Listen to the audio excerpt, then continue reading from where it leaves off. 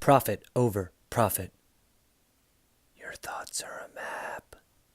Maps are useful for navigating the world, but we should remember, do not mistake the map for reality. Ding, the complexity of our existence is far too deep for any map or theory to contain all of reality's nuance. So anyone trying to sell a unified theory of everything is probably just trying to take your money.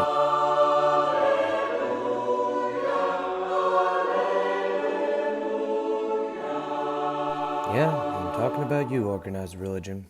A beautiful example of this infinite complexity was first noticed by Louis Fry Richardson and then later expanded upon by Benoit Mandelbrot, not to be mistaken with Dr. Steve Broll. You dingus. It was called the coastline paradox. Coastlines are impossible to measure accurately because of their fractal-like properties.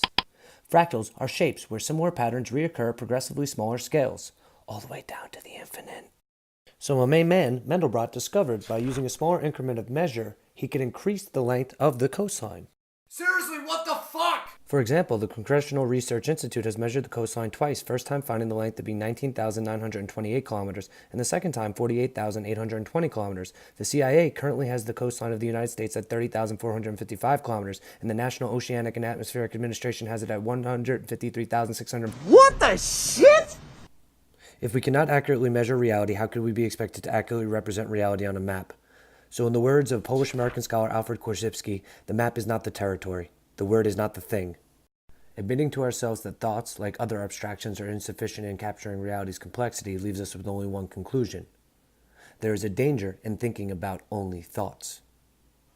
It means you are relying on misrepresentations of reality. Furthermore, it would seem those who do the least amount of thinking are performing the best. Sportscasters notoriously ask players what they were thinking when they scored the game-winning goal. More often than not, the cliche answer is nothing.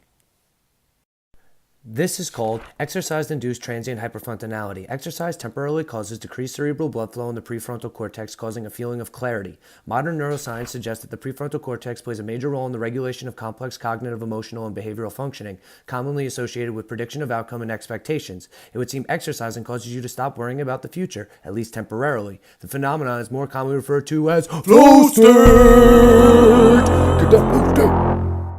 Flow state is most commonly associated with athletic endeavors, but historical anecdotes from respected intelligentsia suggest an awareness of the connection between exercise and clarity of mind.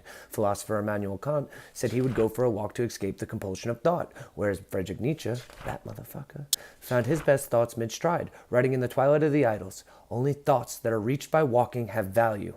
And in his previous work, The Gay Science, he wrote, "It is our custom to think in the open air, walking, leaping, climbing, or dancing on lonesome mountains or close to the sea." From an evolutionary standpoint, it makes sense that the clarity of mind arises when exercising. Maybe it is tricking our bodies into believing we are in danger, and our bodies respond by reducing blood flow to the prefrontal cortex, allowing us to focus, because worrying about anything other than the tiger trying to eat us would be fatal. This is not a declaration of war against thoughts. It is a reminder that your thoughts are a map, and the coastline is impossible to measure, so you're better off counting it in steps.